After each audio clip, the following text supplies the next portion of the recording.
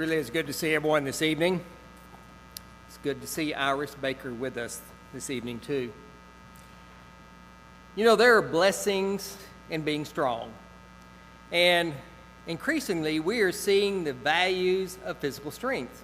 I guess that's why we are seeing more and more physical fitness centers popping up throughout our communities. We're seeing more and more people walking and jogging and being involved in physical activities. But you know, there's greater blessings in having a strong moral code. Paul told Timothy to exercise thyself unto godliness, 1 Timothy chapter 4, verse 8. Sin has lost its stigma, and it seems like there are temptations all around us. And the best way to overcome all this is to learn to say no. Just say no to the temptations. And the best way to do that is to have a strong moral character based on self-control and strong awareness that we actually belong to Jesus Christ. We are his possessions. There are blessings in being strong morally. When Paul wrote to certain churches, he concluded with some brief admonitions. To the church at Corinth, he said in 1 Corinthians 16:13, "Watch ye, stand fast in the faith, quit you like men, be strong."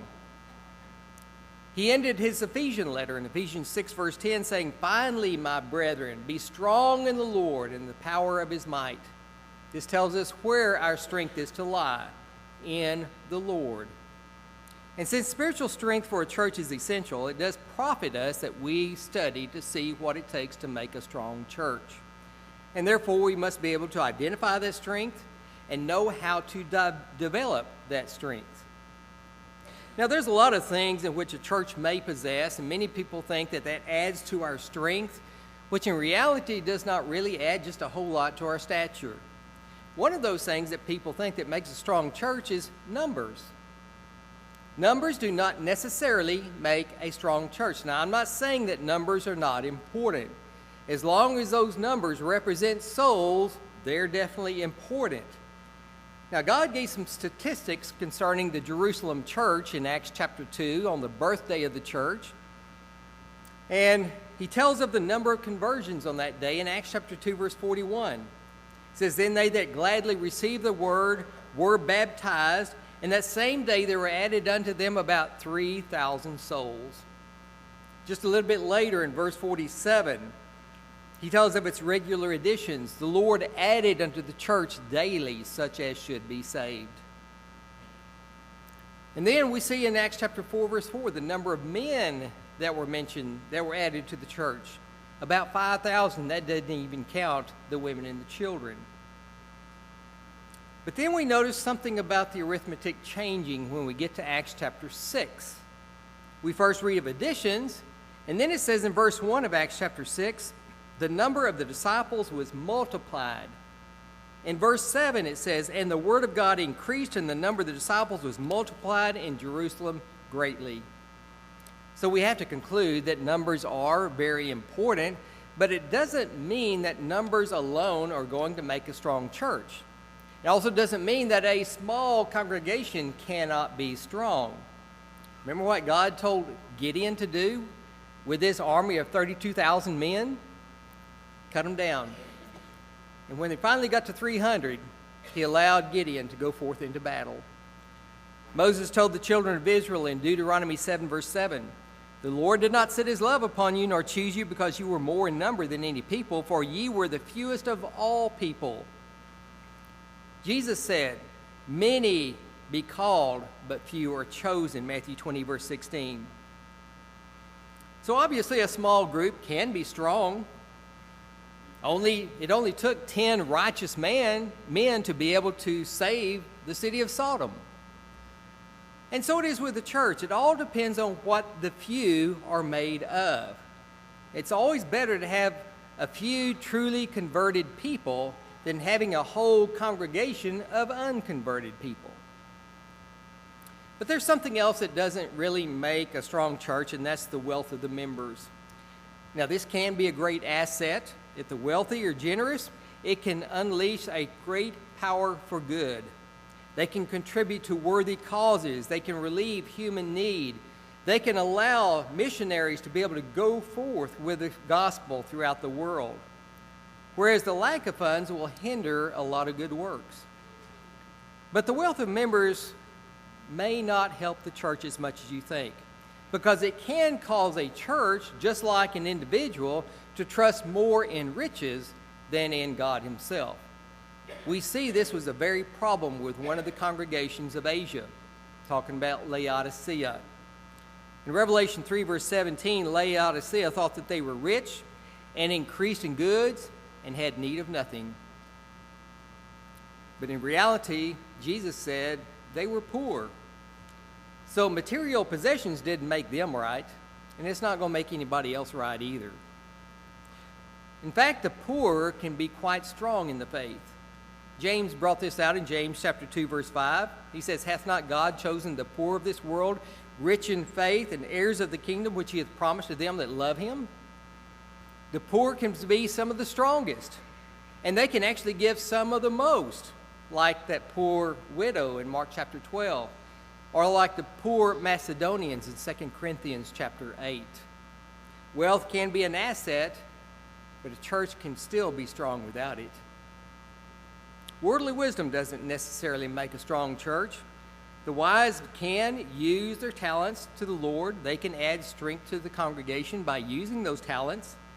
But most of the worldly wise tend to walk after sight rather than by faith, 2 Corinthians 5, verse 7. And it's difficult for them to see their need for God because of the advantages that they have over other people. And of course, the elite, the popular, that doesn't necessarily make a strong church. Such could be an asset if they would use their influence properly. Man is a people-following creature, and he is going to be influenced by someone, especially those who have obtained great recognition in their field. But they will only be good advertisers for the church only if they live right.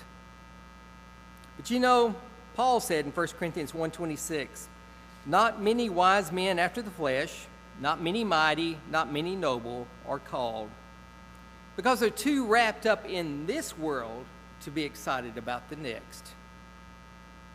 Today, as in the first century, it is the common people who gladly hear Jesus, Mark chapter 12:37.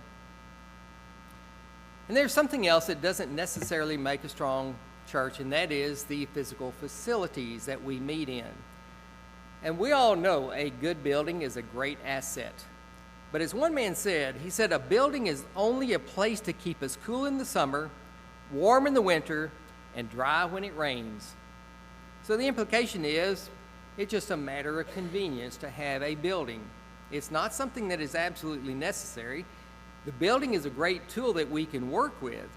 And it's very difficult to actually build a church without adequate equipment, and that includes the house in which the church is to meet. But you know, we read of the old timers back in the old days. They didn't have church buildings. They had brush arbors that they would meet under. We read of some of the women back in the New Testament times meeting on the riverbanks. We can still have church without a building, but I think more people would be reached if we had a house that the church could meet in, a building. So proper tools in the hands of the skilled can greatly increase our effectiveness, and that includes the church building.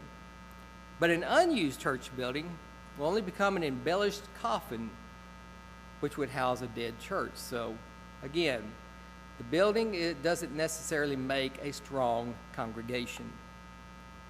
So what does constitute real strength? Let's look at some things. Strong faith on the part of the members will make a strong church. We don't know what kind of building that the church in Rome had. We don't know what the elders were like that oversaw that congregation. We don't know their names. We don't know the names of the preachers who served there from time to time. We don't know what their contribution was like. But one thing we do know about is their faith. Paul said in Romans 1 verse 8 that their faith was spoken of throughout the whole world. That means that they were victorious. We have victory through our faith. and no church can be strong unless the members possess strong faith. Faith is the quality of life which accepts God's word at face value. It's the attitude that says, Lord, speak and I will hear, command and I will obey. When one believes God to the point that he has complete trust in him and he's willing to turn his life over to God, that means he has true faith. There's a popular saying at one time, God said it, I believe it, that settles it. Somebody came along and they've improved that. God said it, that settles it. Therefore, I believe it. Just think of the strength of the congregation if all members had that kind of faith. God said it, therefore that settles it. And following this attitude, that would eliminate all of our attendance problems, our money problems, our personal relationship problems. It would free the church of anxiety and all fear. Something else that makes a strong church would be a well-taught membership. Remember what God told Israel back in Hosea 4, verse 6? My people are destroyed for lack of knowledge. On the other hand, knowledge can strengthen us. Listen to what Paul said in Acts 20, verse 32. And now, brethren, I commend you to God and to the word of his grace, which is able to build you up and give you an inheritance among all them which are sanctified. Peter said, as newborn babes, desire the sincere milk of the word that you may grow thereby. 1 Peter 2, verse 2. To have knowledge enables us to be able to resist the sin, because the word warns us of these things. David said, thy word have I hid in my heart that I might not sin against thee. Psalm 119, verse 11. And that word is an armor that protects us, that gives us the strength to be able to overcome the wiles of the devil, Ephesians chapter 6. But without it, we are very vulnerable. Of course, to be spiritually strong, one needs to have more than just facts. He needs to know how to apply these facts to their own lives.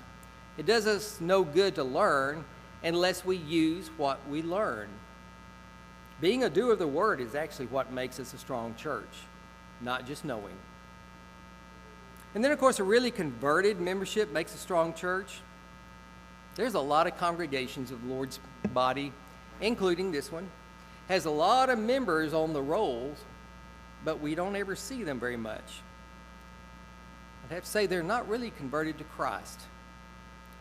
They might be members by generation, but not by regeneration. They might be members who think that they ought to be doing something religiously just because it's the thing to do, but that's the only reason. They might be members because of business or political or personal reasons, but not for the right reason. Whatever their reason for being a member, it's not really strengthening the church. Jesus Christ loved us. He lived for us. He died for us. And without him, we would be hopelessly lost. The proper response that we ought to have toward Jesus Christ is to put 100% trust in him. And that kind of faith will lead us to complete obedience, not partial obedience. And as long as one quibbles about obeying God's commandments, I can tell you their faith is not strong enough to be able to take them to heaven. Only when we realize our total dependence upon Christ will we then become a better worker for him. But here's something else that helps to make a strong church, and that is an efficient leadership. No congregation really rises above their leadership. And there's a tremendous need for good leadership in the church today. And we thank God for elders that are not content on having a mediocre congregation, that they want the congregation to grow and to be strong. But you know, a strong church also has to have a strong fellowship. In most congregations, I think the leaders are doing a better job of leading than the followers are doing of following. Elders sometimes grieve long hours because of the weakness and the sins of the members of the congregation. And the members, they spend long, grueling hours criticizing the elders. Working against each other does not make a strong congregation. In fact, it divides us. So our fellowship needs improving just as much as our leadership needs improving. And then having a united membership also makes a strong church. Remember what Jesus said in Matthew chapter 12, verse 25? A house divided against itself cannot stand. Division has been the greatest hindrance to church growth and church strength than anything else. And when a congregation splits, it takes 2 to 3 generations to recover, if it recovers at all. Division in the religious world is one of the greatest hindrances toward faith. We need to hear Paul's plea that he made to the Corinthian church in 1 Corinthians 1, verse 10, that you all speak the same thing, that there be no divisions among you, but that you be perfectly joined together in the same mind, in the same judgment. You know, these bad attitudes and ugly dispositions and arrogant inclinations, they make it very difficult to keep the unity of the Spirit and the bond of peace, Ephesians chapter 6, verse 3. We all need to learn to be humble, meek, long-suffering, forbearing one another in love, Ephesians 6, verse 2, because unity is the magic ingredient that helps to strengthen a congregation. And unity certainly needs to be found in our work efforts. When a program is planned and inaugurated as a church project, every single member ought to see the need to step up and do something to see that project is going to be successful. And as was mentioned this morning, we're talking about doing a vacation Bible school at the end of July. And we need everybody on board to help out with that. Because when one or many ignore or boycott that program, there's going to be a lack of unity. And without a lack of unity, there's going to be a lack of success. Just imagine what would happen if every member did their best to see that every activity of the church would succeed. Think about that for a while. We need to unite together in our work efforts. And then finally, there's something else that we need to talk about when we're talking about a strong congregation. A strong congregation has to be a worshiping congregation. We're living in an age in where we expect to be entertained in worship. We think that we have to have the best preaching. We have to have the best singing. We have to have the best prayers. Or we just go someplace else. There was a friend of mine in Quanah. He is one of the deacons there. He's a new deacon. And they were telling my wife about how they were kind of displeased with the congregation in Quanah, that it was dying, and it is. And they were saying that the elders were just content that it was dying. And they may be. They're not doing what they should. But then my question to this guy would be, what are you doing to help that congregation survive? What his idea was, we're going to go someplace else. And that's what they've been doing. They've been attending other congregations rather than their home congregation where he is actually a deacon at. What is wrong with this idea? Well, I'll tell you, it's our concept of worship. We need to understand what worship is. Worship is not being entertained. It's not just getting a religious high, a spiritual high. And though we ought to feel good when we worship God in spirit and in truth, that is not the purpose of our worship. Worship is something that we do, not something that we receive. We go to worship to give, not to receive. We are the giver. God is the receiver of our worship. And until we understand that in worship we express our homage and our adoration to God, we will never, ever become a strong congregation. So the things that make a strong church are things that must be found in and done by every individual in the congregation that meets at that place. That means that each individual of a congregation actually helps to determine whether that congregation is going to be strong or whether it's going to be weak. Remember, a better church begins with me. What are we doing? Now, I'm going to step on some toes here, so you might want to cover your toes. And I want you to ask yourself a question. I want you to be very honest with yourself. If this congregation was made up of people exactly like you, that did everything that you did, no more, no less, how would the church fare? Would the church here be evangelistic? Would we have enough funds to be able to do the projects that we have on the books? What would our worship be like? Would it be active and alive, or would it be dead? What about our singing? You know, when I stand down here with the invitation hymn, I look out amongst some of the people here, and I see that people don't sing, some people. Just think, if the church was exactly like you, there would be absolutely no singing in the church. That's one of our acts of worship that we are supposed to do. We're commanded to do. That's what we do in singing. We teach and admonish one another in psalms, hymns, and spiritual songs. What about our Bible classes? How many Bible classes would we have if everybody was exactly like you? Would we have any teachers for those Bible classes? Think about that. What would the church be like if it was exactly like you? Would it be lacking? Would it be dying? Would it be growing? I think you would be able to answer that, and you alone. Isn't it time that you become a helping hand to Jesus to help build his church? Make it strong in our community so that we can be a light in this community, so that others would want to be a part of this growing congregation. If there's something that's missing in your life, and we can help you with that, let us do that.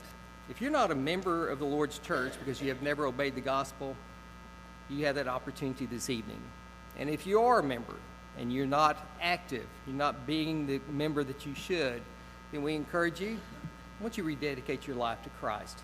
Remember all that he's given to you. It's the least we can do for him. If there's a need, if we can help, would you come while together we stand and sing.